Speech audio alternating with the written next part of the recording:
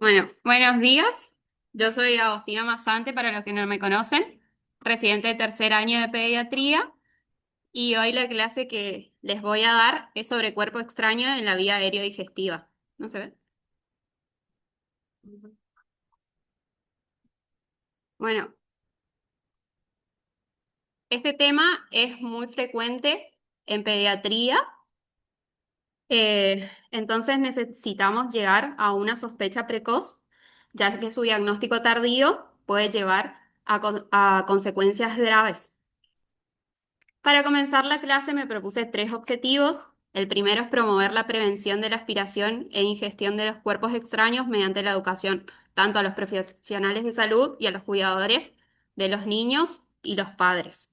El segundo es reconocer las manifestaciones clínicas de la obstrucción por cuerpo extraño y conocer las medidas iniciales para que nosotros podamos actuar y poder llevar un soporte a ese niño. Y el tercero es poner las estrategias diagnósticas, los criterios de internación en cada caso y las opciones terapéuticas de los pacientes con cuerpos extraños, alojados tanto en la vía digestiva aérea como en el tracto digestivo.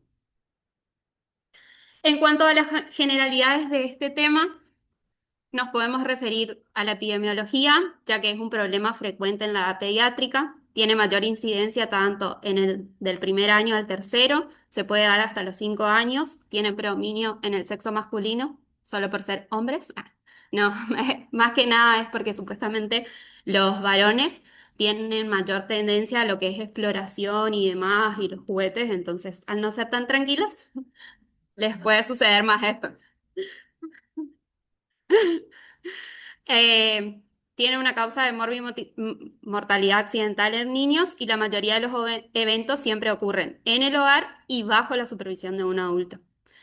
En cuanto a los factores de riesgo, tenemos la tendencia a explorar objetos con la boca en esta edad pediátrica, la ausencia de la dentición molar completa, que esto facilita a la aspiración del cuerpo extraño o a la ingesta, la dilución inmadura, el comer mientras juegan, mientras corren, mientras lloran, el acceso a los objetos pequeños, la falta de la supervisión adecuada del adulto y otras en casos de que el paciente tenga alguna patología de base, enfermedades neurológicas o los trastornos de la dilución.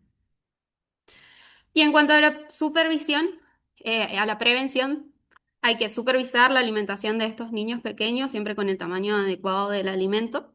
Evitar alimentos de alto riesgo, como son los maní, las semillas, los caramelos duros, las uvas enteras, ya que todo lo que es la anatomía y el calibre de las vías y de las distintas partes de lo que es vía aérea y digestiva, llevan a que son pequeños estos calibres, entonces todos estos tipos de alimentos van a obstruir la misma y puede llegar a causar la muerte del paciente. Hay que mantener fuera de alcance los objetos pequeños y las pilas botón, porque esto es una urgencia muy importante si el paciente eh, traga una pila botón. Hay que respetar más que nada la edad recomendada de los juguetes. Siempre en los juguetes viene de qué edad se puede usar ese juguete. Educar a los padres y cuidadores sobre las medidas preventivas y capacitar siempre a las maniobras de desobstrucción de la vía aérea, ya que es una urgencia. El esquema de contenidos de esta clase, vamos a hablar de los diferentes cuerpos extraños que existen y dónde se pueden alojar, tanto en la vía aérea como en la vía digestiva, y qué es lo que causa. En cuanto a los cuerpos extraños en la laringe, un cuerpo extraño siempre puede ser un elemento orgánico o inorgánico que se va a alojar.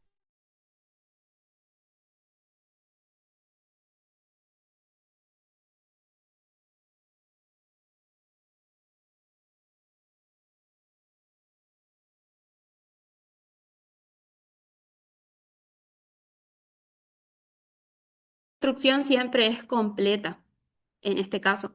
Entonces va a constituir a una emergencia vital. ¿Cómo se va a presentar el paciente, digamos, en cuanto a la clínica? Puede haber una obstrucción completa o parcial de esta parte de la vía aérea. Entonces vamos a tener un paciente con cianosis, con dificultad severa o con un paro cardiorrespiratorio cuando hay una obstrucción completa. Por ejemplo, en niños más grandes vamos a ver que se están ahogando, que no pueden respirar, no pueden hablar, o inclusive nos van a demostrar agarrándose la garganta, digamos. Y en los más pequeños lo mismo. No pueden llorar, no pueden respirar, o sea, nos vamos a dar cuenta. Y eso es una urgencia vital. Y en la obstrucción parcial, este paciente se va a presentar con estridor, con disfonía, con tos cructal, con disnea, con odinofagia. Siempre también vamos a tener los diagnósticos diferenciales de la vía aérea que nos pueden confundir. Pero si hay un estridor brusco, siempre hay que sospechar de un cuerpo extraño hasta que se demuestre lo contrario. ¿Sí? La conducta que vamos a tomar en la obstrucción grave son las maniobras de obstrucción según la edad del paciente y cuando hay una obstrucción parcial se puede recurrir a una laringoscopía directa bajo anestesia general y la internación hasta descartar o resolver el cuadro. En cuanto a los cuerpos extraños, tanto en la vía aérea y digestiva, los pacientes siempre se tienen que internar porque hay que controlarlos, porque pueden ocurrir complicaciones más allá de que ese cuerpo extraño salga o se extraiga, digamos. Bueno, para la desobstrucción de la vía aérea en lactantes menores de 1 año, ¿en qué va a consistir? Va a consistir en golpes dorsales 5 y en 5 compresiones torácicas. ¿Cómo vamos a hacer esos golpes dorsales? Vamos a colocar al lactante sobre el regazo, siempre para que el paciente esté estable, ¿sí? En una posición prona, de la cabeza más abajo que el tronco, para que la gravedad no favorezca la expulsión de ese cuerpo extraño. Vamos a sostener la cabeza firmemente colocando el dedo pulgar en el ángulo inferior de la mandíbula y con uno o dos dedos de la misma mano en el contralateral para asegurarnos de no comprimir los tejidos blandos submaxilares acá abajo para que pueda expulsar ese cuerpo extraño. Y se realiza 5 golpes en el medio de la espalda, entre los omóplatos, con la eminencia hipotenar y tenar, ¿sí? Con esta parte acá abajo de la mano.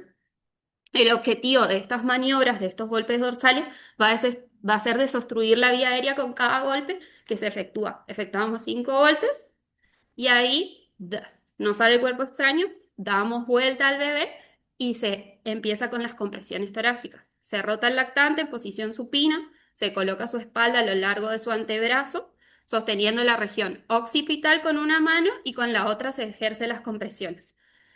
Se identifica la región de compresión torácica en el tercio inferior del esternón a través de los dedos por encima de la fosis sifoide. Hay varias técnicas. Se puede usar los dos dedos, que no está contraindicado. Se puede agarrar al paciente y presionar con los dos dedos. O lo mismo que hacemos acá atrás, se puede hacer en esa zona. Como hacemos los golpes, con la hipotenar y tenar, se hacen esos golpes. Lo que está contraindicado es que en lactantes menores de 1 año no se realiza la maniobra de Helmich, la típica que nosotros sabemos, con el puño y con la otra mano y hacemos la compresión hacia arriba. ¿Por qué no hacemos esto? Porque en los lactantes menores de 1 año nosotros todavía no tenemos completamente desarrollado toda su anatomía. La caja torácica es más pequeña y los órganos como el vaso y el hígado son más grandes, entonces están desprotegidos, no están protegidos por la caja torácica, entonces nosotros podemos producir una lesión visceral en este paciente, por ejemplo, hacer esa maniobra, por eso no se realiza así. En cuanto a la desobstrucción de la vía aérea de niños mayores de 1 año, hacemos los golpes dorsales. Si el niño es pequeño, se puede posicionar en el regazo, al igual que el menor de 1 año. Si lo anterior no es posible, se sostiene al niño en una posición inclinada hacia adelante por la gravedad y para que salga ese cuerpo extraño y se le realiza los 5 golpes entre el omóplato con firmeza. Si no se resuelve la obstrucción, se debe proceder a la maniobra de Helmich.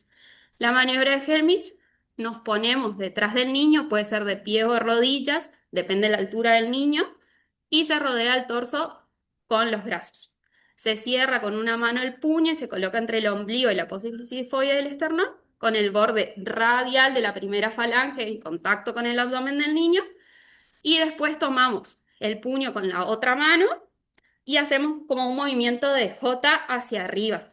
¿Sí? Esto también se realiza 5 veces.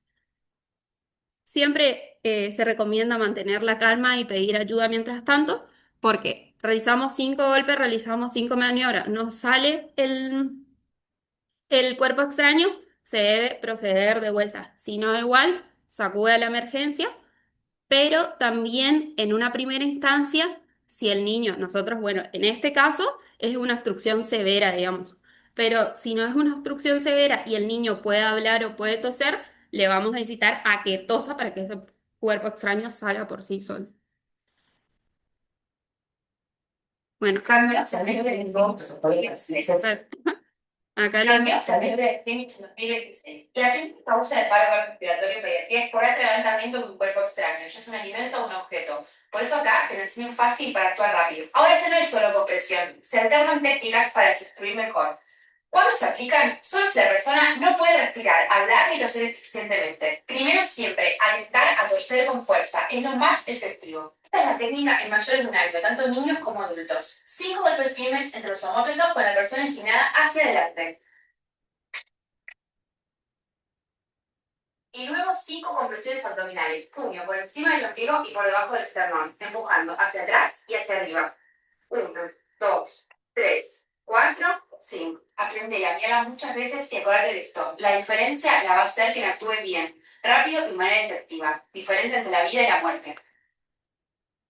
Que hay un nuevo protocolo para asfixias y RCP, las guías 2025 de RCP cambiaron varias cosas importantes. Si un niño o un adulto está consciente pero no puede respirar, primero animar a toser.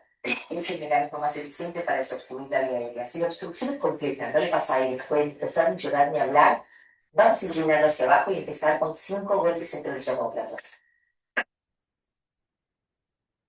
Luego vamos a hacer 5 compresiones abdominales con el puño cerrado en esta posición para ejercer mejor la presión y en forma de J. 5 veces. Si no funciona, vamos a repetir los 5 golpes y de vuelta las 5 compresiones. ¿Hasta cuándo? Hasta que logremos desobstruir la arteria aérea. Caso que no lo logremos y la persona se quede inconsciente, vamos a iniciar la maniobra de RCP. Y si es un bebé menor de un año con obstrucción severa no puede respirar, entonces ni llorar, se recomiendan ciclos repetidos de 5 golpes en la espalda entre los omóplatos. Lo van a poner inclinado hacia abajo y agarrando bien la mandíbula para evitar el cabeceo. Con 5 compresiones torácicas con el talón de la mano para que las compresiones sean más efectivas. Van a repetir estos ciclos la cantidad de veces necesaria hasta lograr desobstruir la vía aérea. O si ya queda inconsciente, inician RCP. Soy Agustina Ramos Mejía, soy instructor. Bueno, esto es a manera representativa, digamos, para que lo que mencioné antes puedan ver cómo se hacía.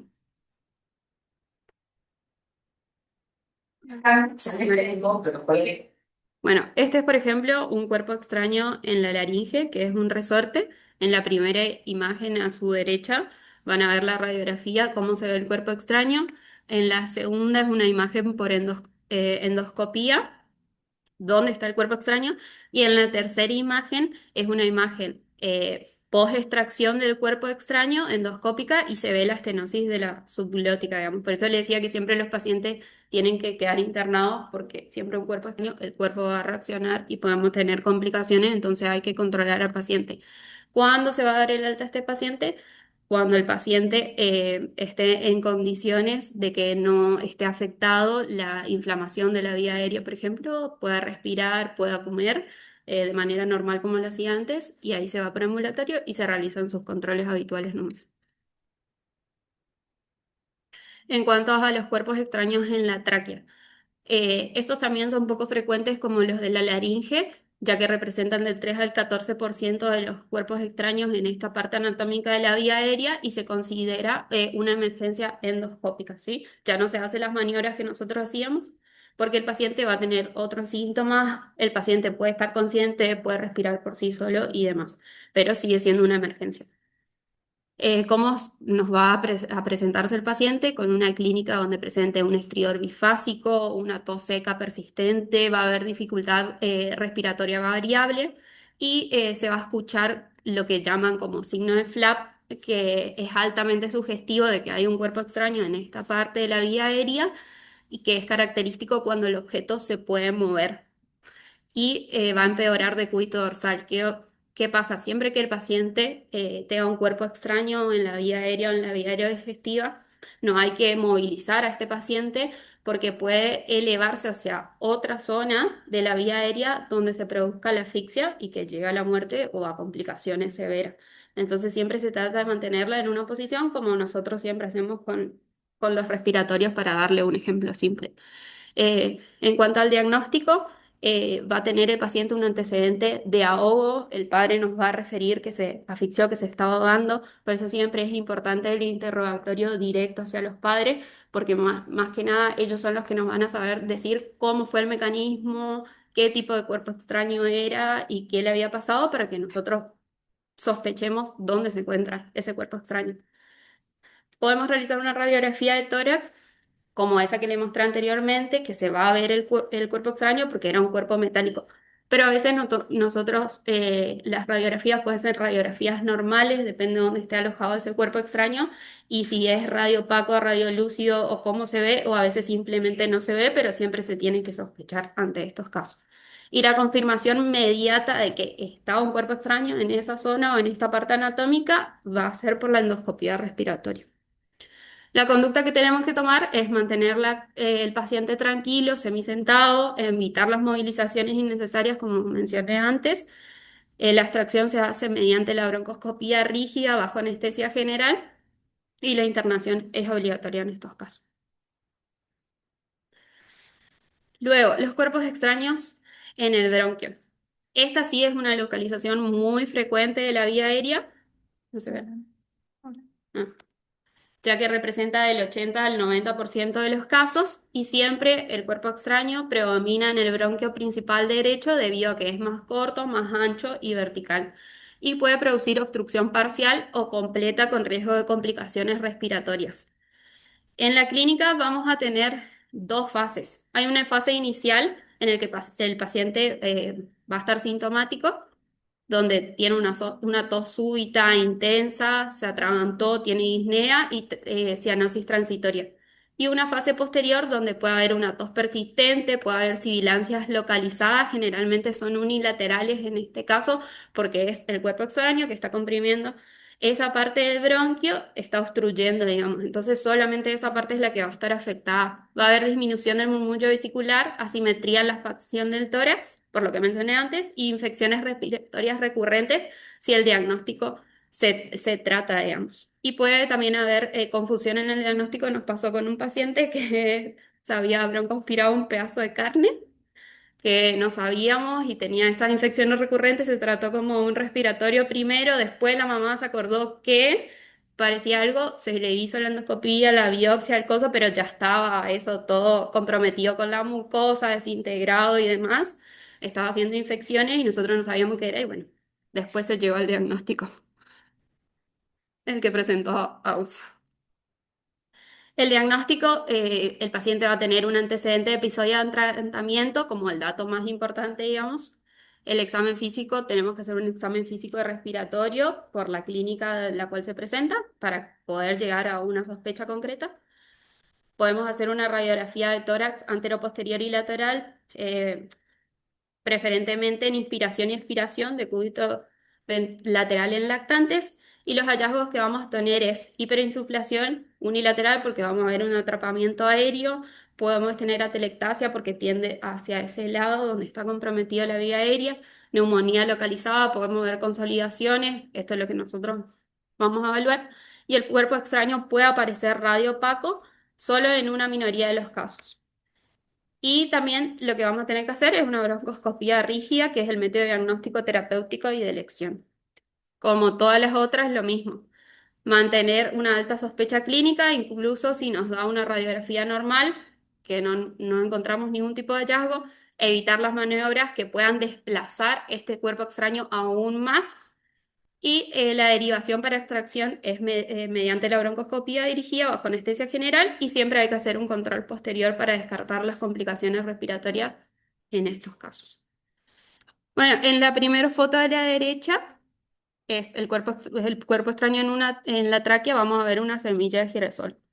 Ahí están por imagen de endoscopía. Y después, por ejemplo, como en la imagen C, como este cuerpo extraño post-extracción genera edema, fibrina en la tráquea y demás. Después tenemos las etapas clásicas de las fases de complicaciones de los cuerpos extraños en los bronquios. Como vemos, el cuerpo extraño alojado en el bronquio, que hay un pasaje de aire. Después ya la mucosa empieza a generar el edema y como eso llega a la obstrucción total, digamos, de ese bronquio. Y bueno, después el otro era un chinche también alojado. Después tenemos los cuerpos extraños en la hipofaringe. Es un cuerpo extraño impactado tanto en la parte anatómica de senos piriformes y en la región retroquiricoide.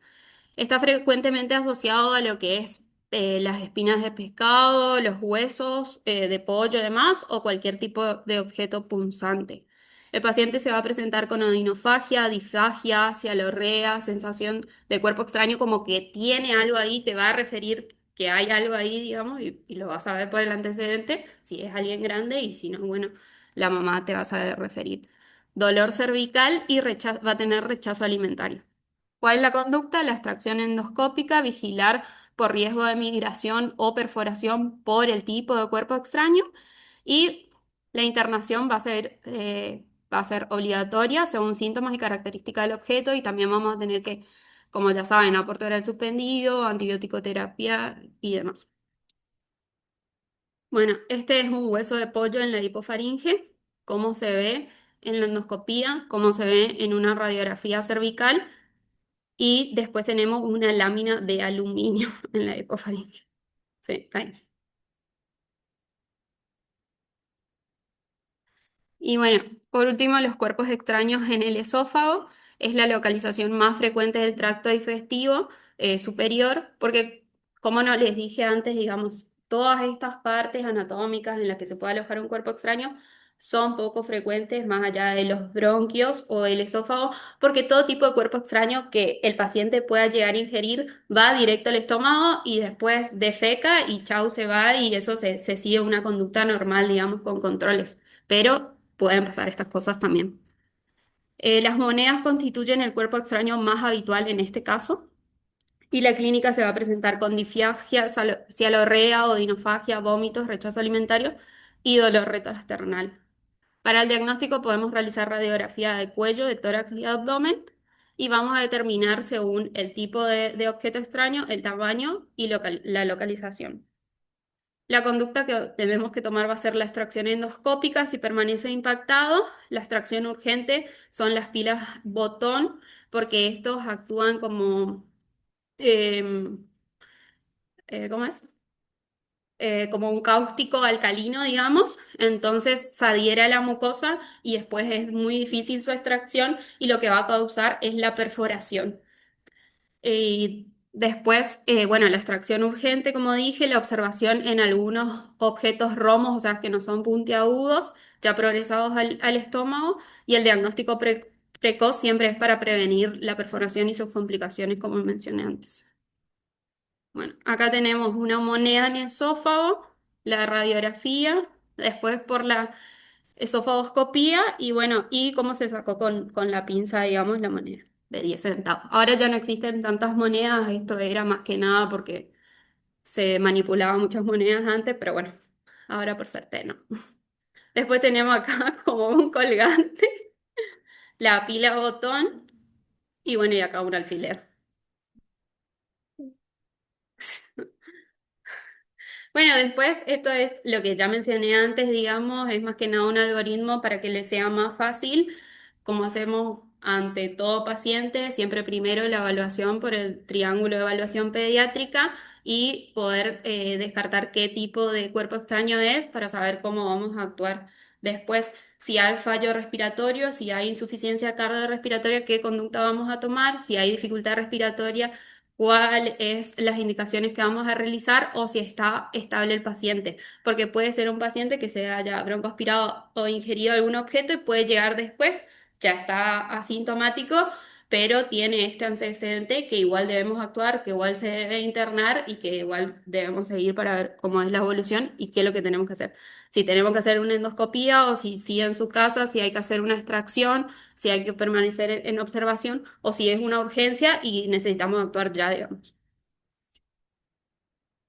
Acá lo mismo. Esto era por ingesta a un cuerpo extraño y después tenemos lo que es aspiración del cuerpo extraño, que es todo lo que ya le dije, básicamente. Bien escueto, escueto. Y bueno, los tratamientos, los tratamientos es, depende la localización, si es en vía aérea superior. cómo se nos va a presentar el paciente, o sea, si hay una obstrucción completa va a estar en posición de trípode, va a haber diestrés universal, cianosis, va a tener incapacidad de hablar o el paciente va a estar inconsciente, entonces es una actuación inmediata. Si hay obstrucción incompleta con niño consciente y tos efectiva, tenemos que administrar oxígeno, le pusimos en posición cómoda y le anima a que tosa. No se hace ningún tipo de maniobra porque ninguna exploración invasiva porque el cuerpo extraño puede expulsarse, digamos. Y bueno, siempre la observación estrecha. Si se sospecha en la vía aérea inferior, administración de oxígeno, posición cómoda y se extrae el cuerpo extraño por boscoscopía en quirófano bajo anestesia general. Y si tenemos un cuerpo extraño de largo tiempo de evolución, como era el caso que antes mencioné, digamos, siempre se hace antibiótico terapia y algún tipo de corticoides por la inflamación que causa la vía aérea. Y si el objeto se expulsa de manera, digamos, a partir de la tos, siempre tenemos que estudiar al paciente, hacer el examen respiratorio y seguir con la evolución nomás. Y después los tratamientos según el grado de sospecha que tengamos, si la sospecha es moderada o alta aspiración del cuerpo extraño y si la sospecha es baja aspiración de cuerpo extraño, que es todo lo que mencioné, qué tipo de estudio vamos a hacer y cómo tenemos que actuar. Y lo mismo para la ingesta de los cuerpos extraños. O sea, ¿qué es lo importante, como les dije antes, de la anamnesis o ese interrogatorio dirigido hacia los padres, el antecedente del paciente, digamos, si tiene cirugía o si tiene enfermedades previas? Tenemos que ver el tipo, el tamaño y el número de cuerpos extraños ingeridos, porque eso nos va a condicionar, digamos, a lo que, cómo nosotros vayamos a actuar, el tiempo transcurrido desde la ingesta, la clínica del paciente, porque puede haber pacientes sintomáticos como pacientes sintomáticos, y después el tiempo de ayuno que tiene, porque la mayoría va a tener que ingresar, digamos, a quirófano para ser extraído. Y después todo lo que tenemos que registrar en la exploración general. El triángulo de evaluación pediátrica, constantemente vigilar los signos vitales y la exploración física siempre tiene que ser exhaustiva y sistemática. Y después las pruebas complementarias, todas las que se pueden realizar y qué es lo que nos va a informar, digamos, qué es lo que nos va a permitir ver o no ver y el tratamiento dirigido en cada caso. El manejo general y bueno. Las conclusiones de esta clase son que la aspiración e ingestión de cuerpos extraños constituyen una causa muy frecuente de morbimortalidad accidental en la edad pediátrica, especialmente en niños menores de 5 años. La sospecha diagnóstica debe basarse en un interrogatorio dirigido y en el reconocimiento precoz de los signos clínicos, aun cuando los estudios complementarios sean normales. Siempre se tiene que sospechar hasta que se demuestre lo contrario. La localización del cuerpo extraño nos va a determinar la clínica de ese paciente, la urgencia del tratamiento a realizar y el riesgo de complicaciones que podamos tener. La obstrucción de la vía aérea va a representar una emergencia potencialmente mortal que va a requerir la aplicación inmediata de maniobras de desobstrucción apropiadas para la edad, como ya vimos antes y vimos en los videos. La aspira botón, los imanes múltiples y los objetos punzantes constituyen los cuerpos extraños de más alto riesgo y requieren evaluación y resolución urgente. La endoscopía continúa siendo el método diagnóstico y terapéutico de elección en la mayoría de los casos de cuerpo extraño de la vía aérea digestiva. El diagnóstico precoz y la extracción oportuna va a disminuir significativamente la morbimortalidad y previene complicaciones graves como la perforación, mediastinitis, las neumonías o insuficiencia respiratoria. La prevención mediante educación a los padres, cuidadores y personales de salud van a constituir la estrategia más efectiva para reducir estos eventos. Y el abordaje multidisciplinario en pediatría, emergentología, gastroenterología, neumonología y otorrinolaringología es fundamental para optimizar los resultados clínicos de estos pacientes.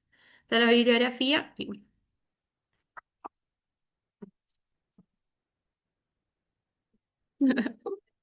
Escueta, escueta. ¿Qué pasó?